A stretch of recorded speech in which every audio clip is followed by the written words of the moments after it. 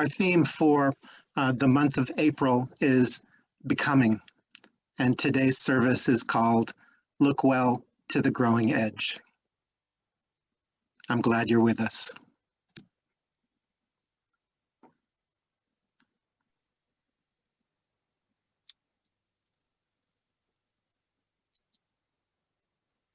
Good morning and welcome. My name is Jane Runnels and I serve on the UUFA Fellowship Board of Directors. I want to thank you all for being here today and extend a special welcome to any visitors and guests. After the service, please consider staying online for a virtual coffee hour and join us in conversation. We hope you'll also sign our guest book on the UUFA website. Last March, the UUFA Board of Directors voted to close the fellowship building indefinitely. We continue to monitor the recommendations of the UUFA and community health experts regarding conditions that guide the decision-making on when to reopen the building. A regathering task force is developing a plan to outline how we will return to the building when it is safe to come together again.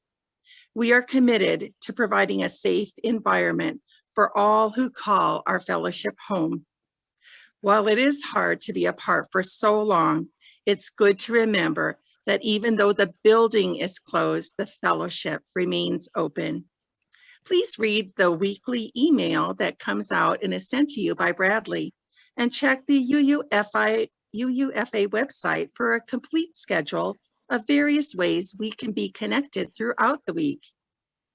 So on behalf of this caring, nurturing congregation, I welcome each and every one of you to this virtual and sacred space. Here we invite you into an experience of transformation, hope, renewal, and connections, which may inspire you to understand life in new ways. Thank you for being here this morning and welcome. Thank you, Jane. Each week, we begin our service with the ringing of our chime 3 times. Once to wake the chime, once to open our minds, and once to open our hearts. And then we will light our chalice with words by Tim Haley.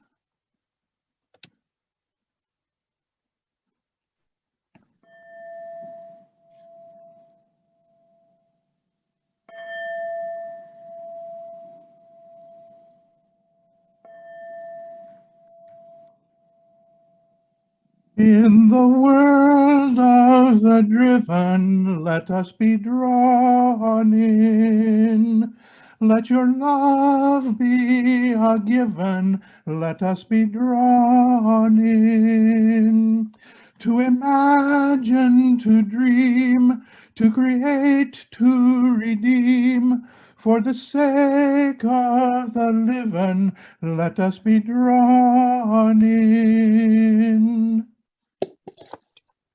Amid all the noise in our lives, we take this moment to sit in silence, to give thanks for another day, to give thanks for all those in our lives who have brought us warmth and love, to give thanks for the gift of life. In the world of the driven, let us be drawn in. Let your love be a given, let us be drawn in. To imagine, to dream, to create, to redeem, for the sake of the living, let us be drawn in. Our opening song this morning is from the Gray Hymnal, number 63, Spring Has Now Unwrapped the Flowers. This is performed by the Kitsap Unitarian Universalist Church from Bremerton, Washington. The lyrics will be provided on the screen, and I invite you to sing along with this spring song.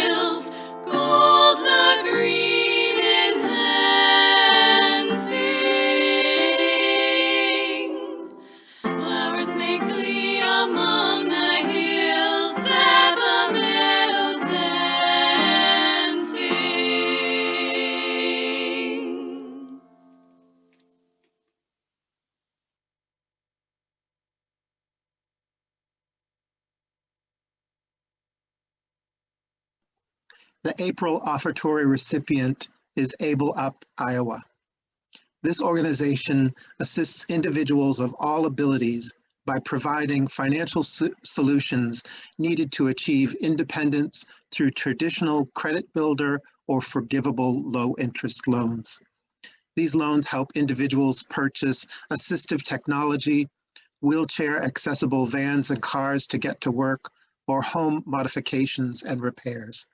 In addition, financial empowerment coaches work one-on-one with clients to establish the skills, knowledge, and habits necessary for them to gain and maintain financial independence. You can find more information at their website, ableupiowa.org. And after the service, please go to our website, uufames.org, on the giving page and support this organization with your gifts.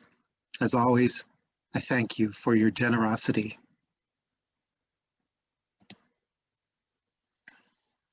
This morning, we have a special Time for All Ages, which comes from McSweeney's Publishing, which has generously given permission for this text to be used. The name of the story is Frog and Toad Tentatively Go Outside After Months in Self-Quarantine. It's written by Jenny Eggerty, and the video is by Spencer Wolf. It does explore growing edges of Frog and Toad in a delightful and lighthearted way.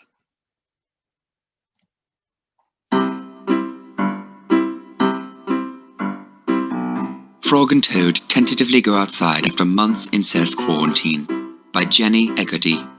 Read by Spencer Wolf. Part 1. Monday morning. Toad woke up. In his bed was last night's dinner plate, and last night's autoglass, and last week's pile of laundry. Drat, Toad said. This room is a mess. Frog opened the door. Wow, said Frog. So this is where all our dishes went. I will clean up later, said Toad. It is time to start work. Toad changed into his work pajamas. He reached under a pillow for his laptop and opened up his email. I have so much work to do, sighed Toad. He set his Zoom background to a picture of his room when it was tidy. There, said Toad. Now I am professional. Part 2. Exercise. Toad and Frog went for a long walk. They walked across a large meadow.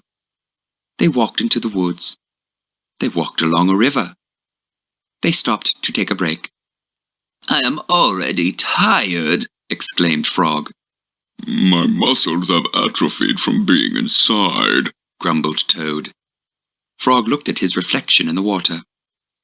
I am out of shape, said Frog. I feel ugly. You are not ugly, said Toad. You are beautiful. I feel round, sighed Frog. Toad stared at Frog. It was his most intense stare. Round is a beautiful shape, said Toad. Frog smiled. Part 3. The Restaurant. Toad and Frog stood outside a French bistro. Inside, a sparrow, 2 dragonflies, and a field mouse were having dinner together. They looked like they were having a good time. Time to go in, said Frog. Toad and Frog did not move. Here we go, said Toad. Dinner time. Toad and Frog still did not move.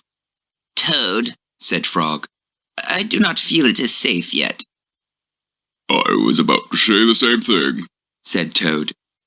They were being cautious. It was a good warm feeling. Part 4. Mail. Toad was sitting on the front porch. Frog came outside and said, What are you doing, Toad? I'm waiting, said Toad. For my stimulus relief check. We already got our stimulus checks, said Frog. I know, Said Toad. but it was not enough. I'm hoping for another one. What would you do with it? Said Frog. I would pay off credit card debt and get an eye exam, Said Toad. How about you, Frog? I would spend some on groceries and save the rest for the upcoming month's rent, said Frog. Oh, Said Toad. that makes very good sense. Frog sat on the front porch with Toad. I hope Congress passes the relief bill, Said Toad. Yes, laughed Frog. That would be a relief. Toad did not laugh. They sat there, waiting together.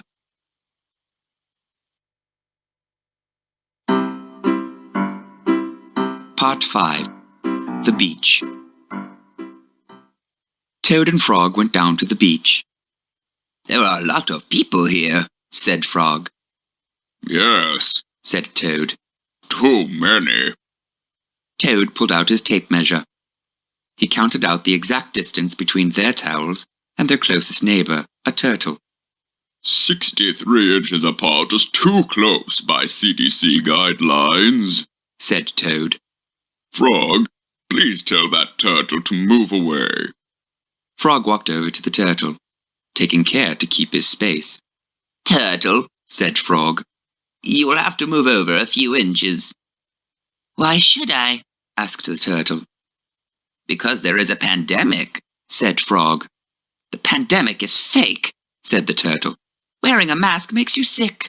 This is all a hoax caused by 5G and planned by hospital executives. Frog backed away quickly. Let's just go home, said Frog. I am right behind you. Agreed Toad. Part 6. The Calendar. Frog looked at Toad's calendar. The April page was on top. Toad, said Frog, do you think it is still April? No, Said Toad. I know it is August, but my brain feels stuck in April. Mine too, said Frog. Frog ripped off the April page. Toad, said Frog, I do not understand time anymore. Time means nothing now. Said Toad. It is just the thing that happens between snacks. Part 7. 7 o'clock. Frog stood out on the front porch. Toad, said Frog. Toad, it's almost time, I'm coming, said Toad. Toad ran out on the porch. The clock chimed 7 o'clock. Frog and Toad clapped their hands together. They clapped and clapped until their palms were sore. Are we the only ones still doing this? Said Toad. I don't know, said Frog. Can they hear us? Said Toad. I hope so, said Frog. Toad reached over and squeezed Frog's hand. I hope so too, Said Toad.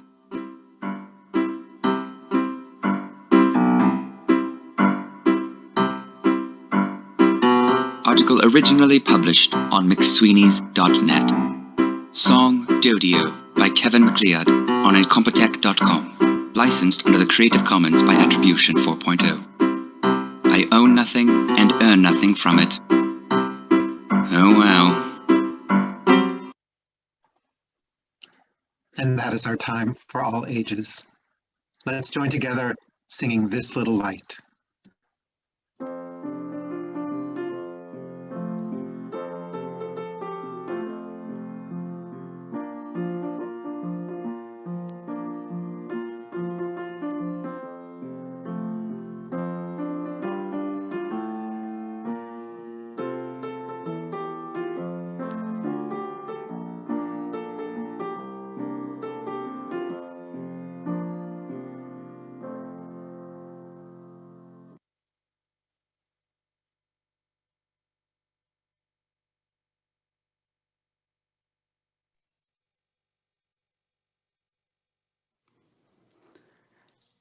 This is Amy Slagle, and our first reading this morning is Look Well to the Growing Edge by Howard Thurman. Look well to the growing edge. All around us, worlds are dying and new worlds are being born. All around us, life is dying and life is being born.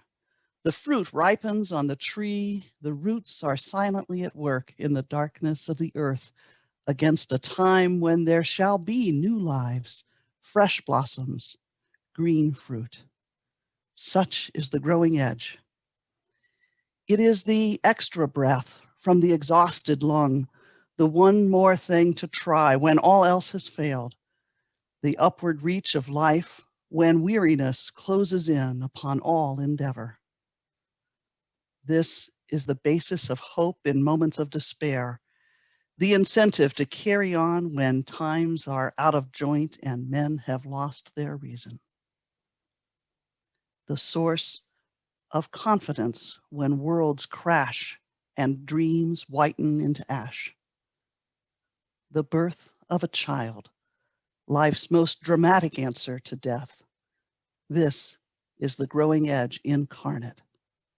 Look well to the growing edge.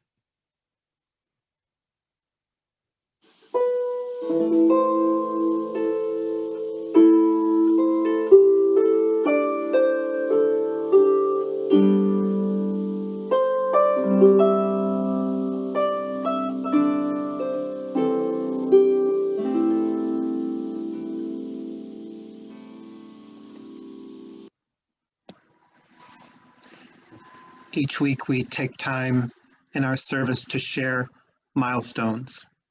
Milestones are significant things happening in our lives that bring us joy or challenge or gratitude.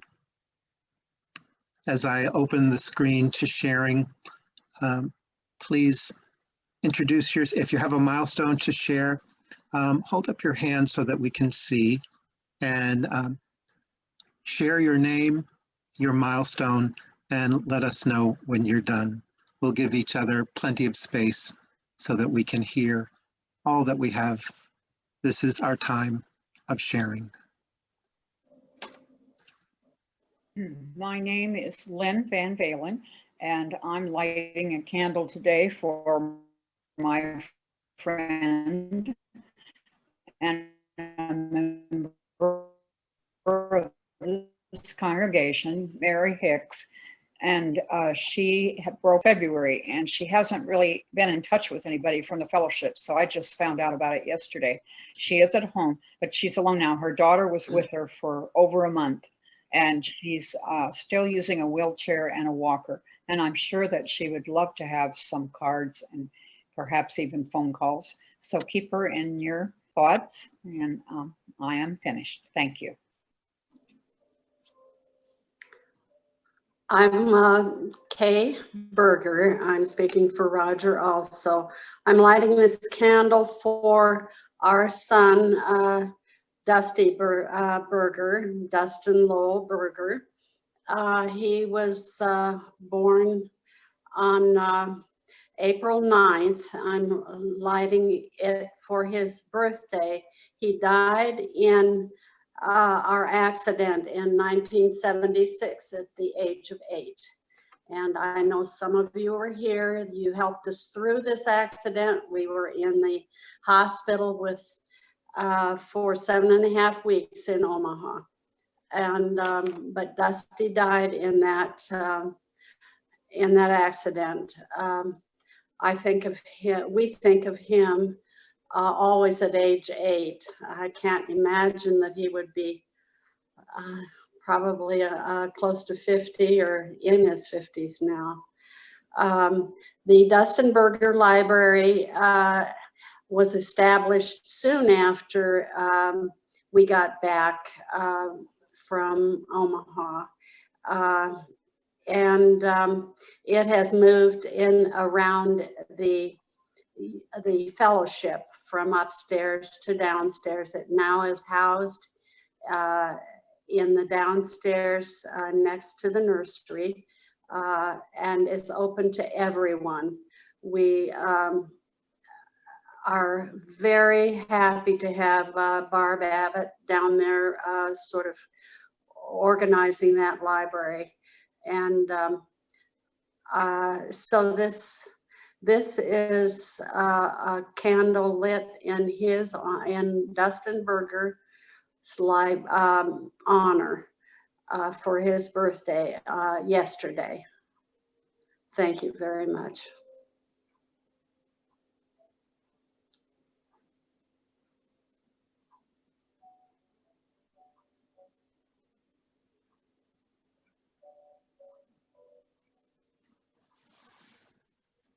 Chris White, and I have, I guess, 2 milestones. One is I am now the proud possessor of 2 rollators so that I can be more steady walking. And I resisted the idea for a long time, but they're actually pretty cool. Take some adjusting, but I think I'm gonna like it. And the other milestone is I got a referral, and I have an appointment at the University of Iowa neuro-ophthalmology department to see if there's anything that can be done to, just to see what they have to say. So I'm pleased about that. I wish it was sooner, but it'll be fine. Thanks.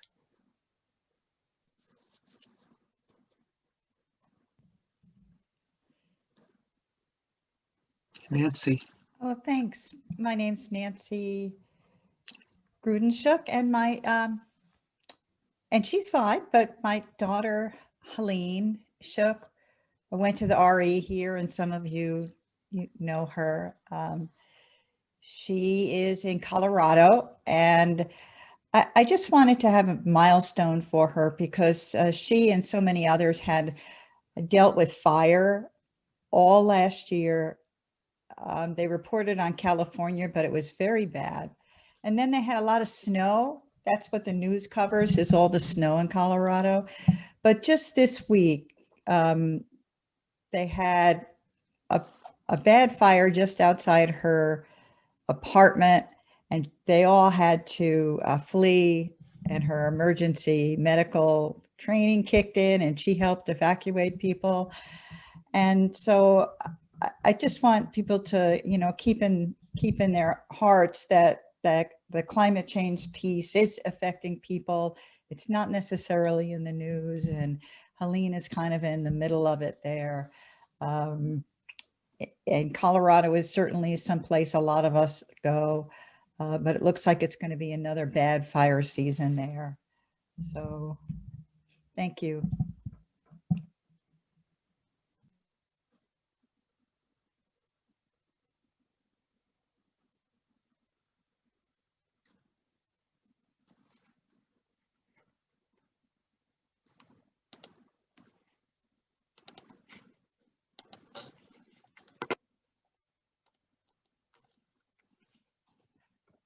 For those milestones that have been shared aloud, and for those that you carry gently in your heart this morning, know that whatever you carry, however you are feeling today, know that in this community, one never needs to make the journey alone, and that you are loved. So for those spoken and unspoken milestones, let's have a moment of silence together.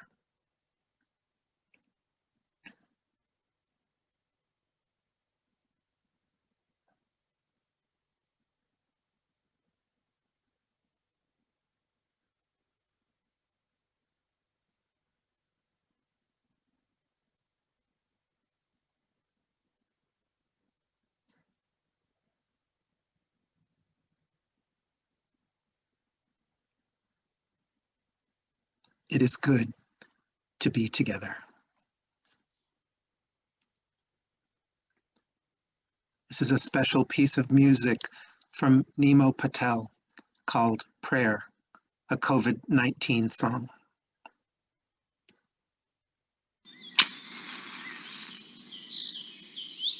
In these difficult times,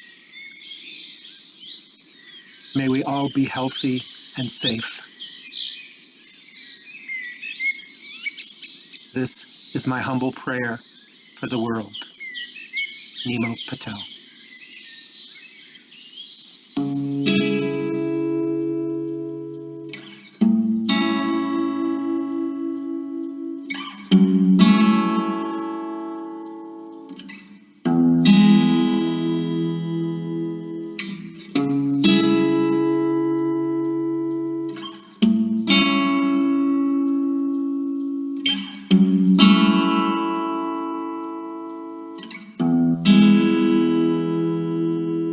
Well, I'm sitting here in silence, sending people smiles and realizing when we send out love, it keeps on rising. So I choose to close my eyelids to send positive vibes into every living being, from the ocean to the skies. And as I look at all the crisis, I realize that I just can send my love and prayers that will make it through this virus. To me, this is all priceless, to transform all the violence through sacrifice and try and sit in all this cushion silent. May all beings be happy, peaceful and non-violent. May not one being suffer in their minds, even the tyrants. May all souls find alignment with their hands, their hearts and minds. And may all of us keep walking and persevere in these times with love. Ooh, sending prayers out to you.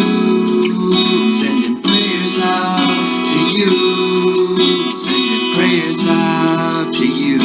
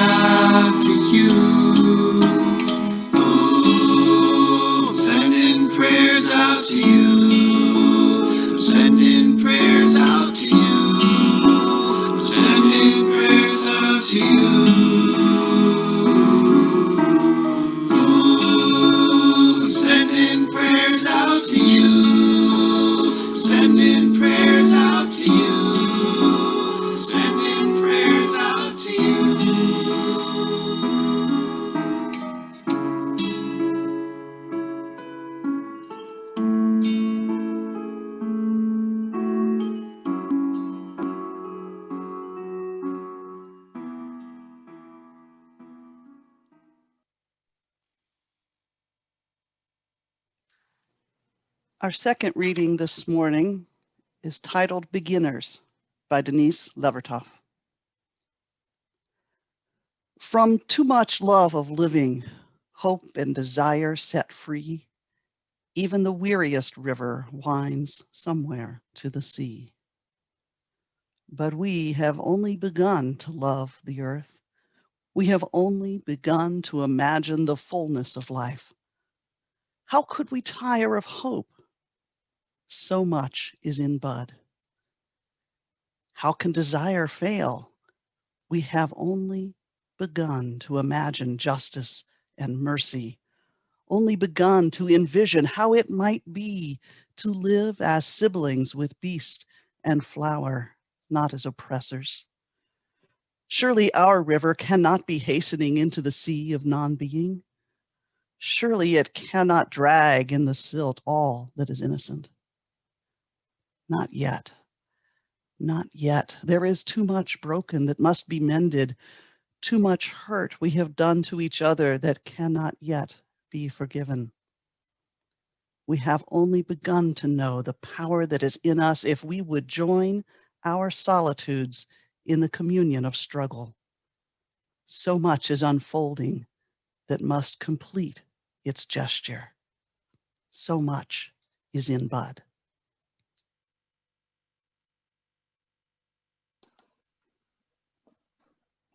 This is a piece of special music by Mary Grigolia called Becoming, sung by Eleuthera de Concha Lippert from the Unitarian Church of Montreal.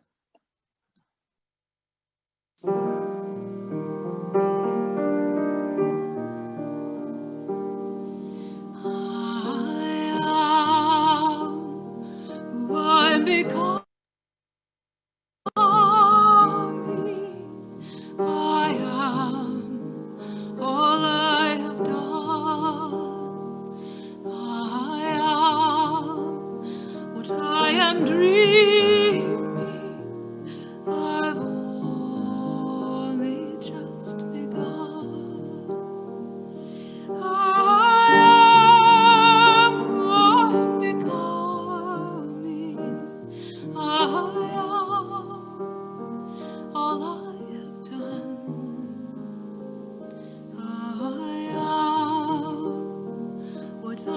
am dreaming, I've only just begun.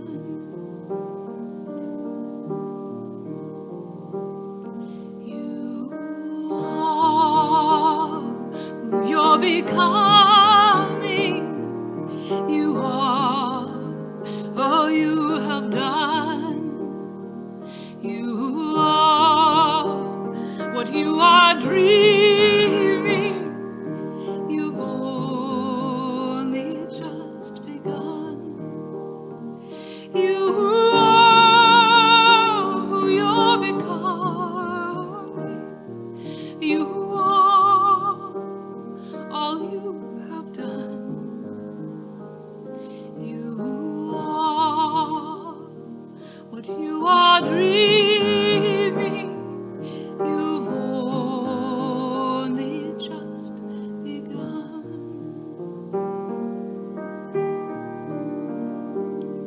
We are who we're becoming.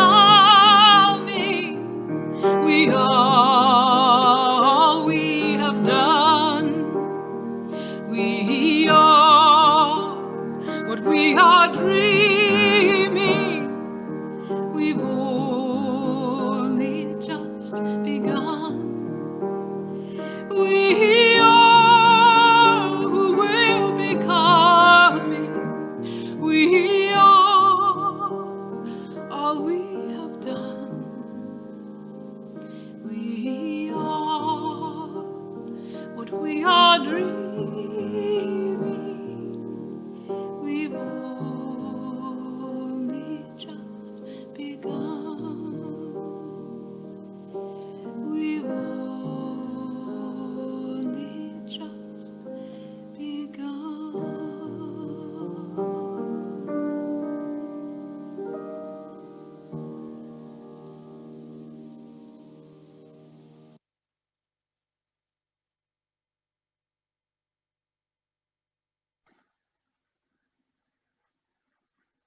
Becoming. Look well to the growing edge.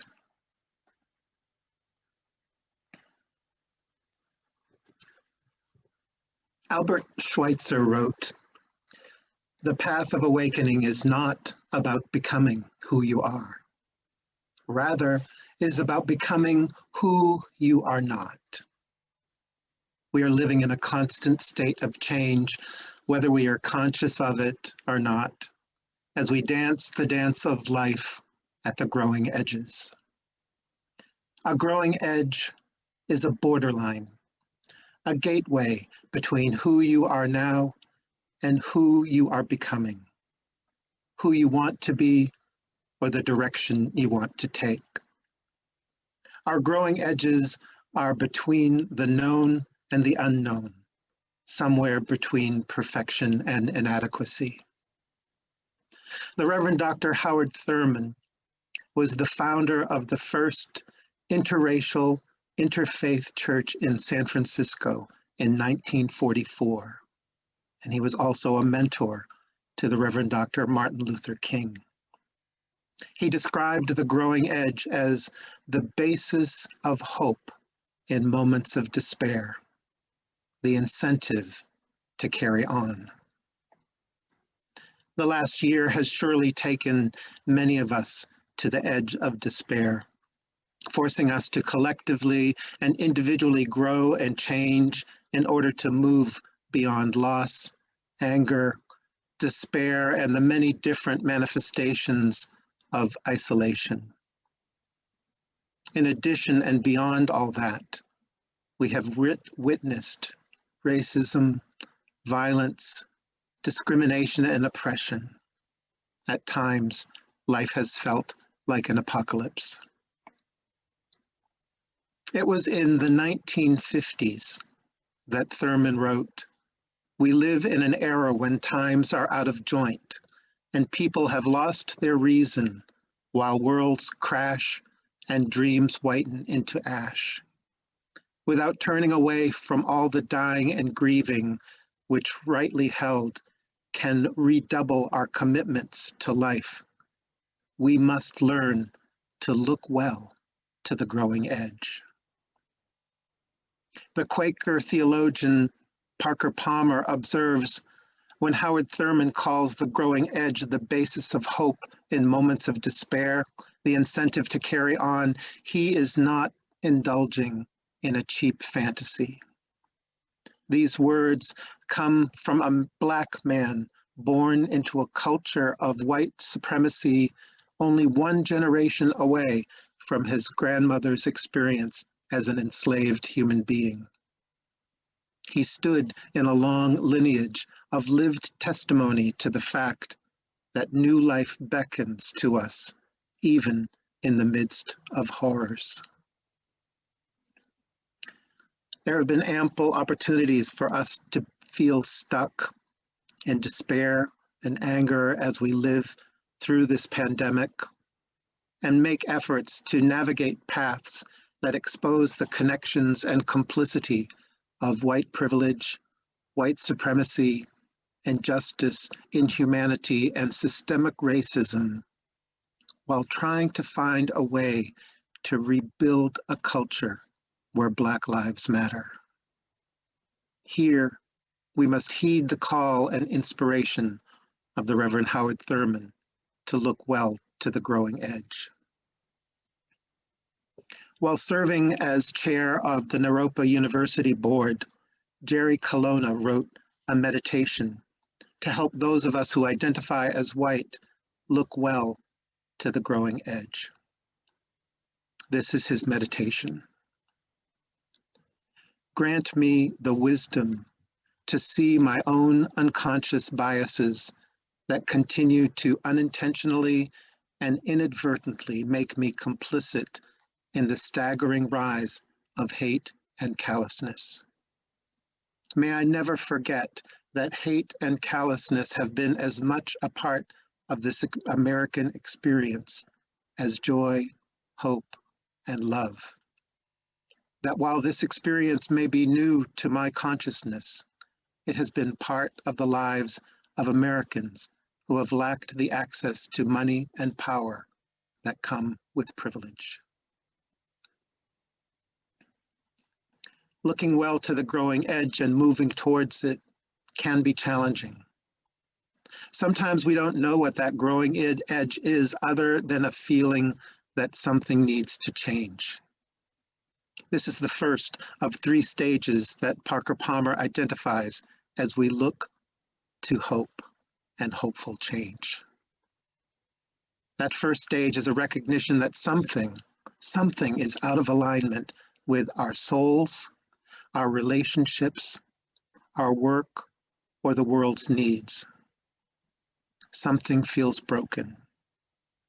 On the journey of life, we recognize that a wrong turn has been taken somewhere. And this moment of truth finding, a recognition, an aha moment invites self-awareness, even though we may not know where the path may lead us. We must not be afraid to take a new path. The second stage is an awareness that we find ourselves arriving at a place in our lives that can be an ending or a beginning or both. It may feel like an empty place of paradox. There may be a strong urge to look back to our experiences in an attempt to rely on the security of the past. Resist this anxiety. Remember that the feeling of being lost, that knowing something has to change, sets us on a new path forward towards hopefulness. In his book, On the Brink of Everything, Palmer comments on new paths to self-awareness. When he wrote, Gandhi called his autobiography the story of my experiences with truth. Experimentation is how we learn, and a lot of experiments fail. If you live your life experimentally, the failures will be personal and some will be spectacular. And yet, as every scientist knows, We often learn more from experiments that fail from those that succeed. In the reading this morning, Beginners, Denise Levertov urges us to ask ourselves how we could tire of hope when there is so much in bud. We have only begun to know the power that is in us if we would join our solitudes in the communion of struggle. So much is unfolding that must complete its gesture. So much is in bud. Similarly, Thurman observes the fruit ripens on the tree, the roots are silently at work in the darkness of the earth, against a time when there shall be new lives, fresh blossoms, green fruit. Parker Palmer poetically compares awareness of our growing edges to gardening in his poem, Harrowing. The plow has savaged the sweet field. Misshapen clods of earth kicked up, rocks and twisted roots exposed to view last year's growth, demolished by the blade.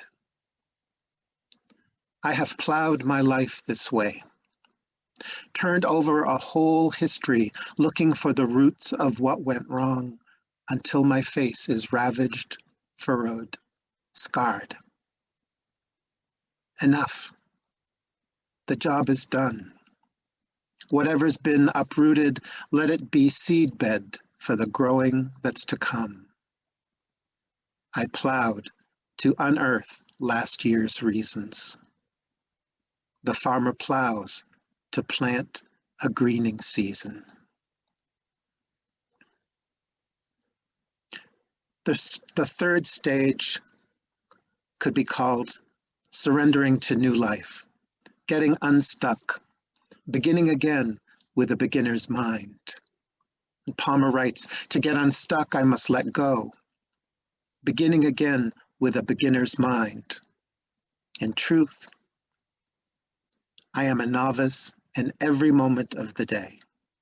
Each moment presents possibilities, known and untried. Why not embrace the fact and see what happens? As Zen teacher Shunryu Suzuki said, in the beginner's mind, there are many possibilities. In the expert's mind, there are few. Embracing everything from what we get right to what we get wrong invites the grace of wholeness. May we recognize when something is out of alignment with our souls, our relationships, or the world's needs. May we recognize the need to learn from our failures until we find our way. May we recognize the need to begin again with a beginner's mind and accept the call to self-awareness. May we look well to the growing edge. We are who we're becoming. We've only just begun. Amen, and blessed be.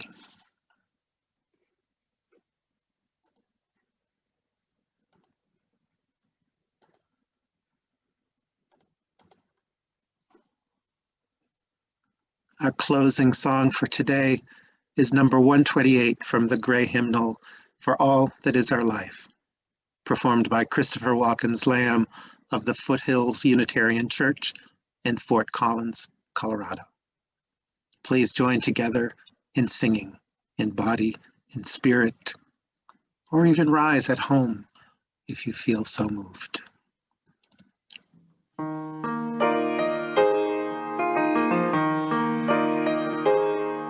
For all that is our life, we sing our thanks and praise. For all life is a gift which we are called to use to build the common good and make our own days light.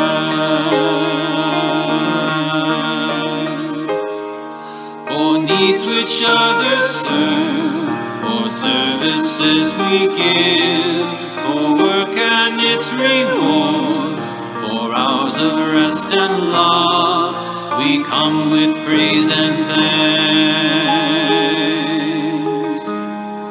for all that is our life.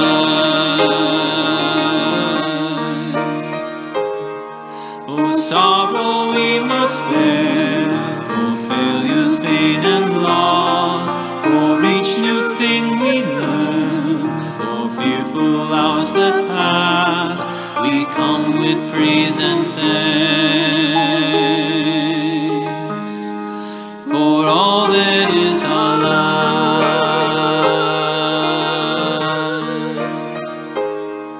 For all that is our life, we sing our thanks and praise. For all life is a gift which we are called to use to build the common good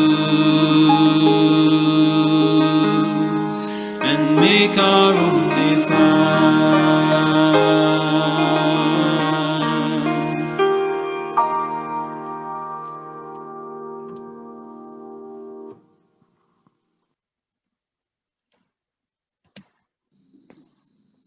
We extinguish our chalice with words by Eric Williams. Blessed is the path on which you travel. Blessed is the body that carries you upon it. Blessed is your heart that has heard the call. Blessed is your mind that discerns the way. Blessed is the gift that you will receive by going. Truly blessed is the gift that you will become on the journey. May you go forth in peace.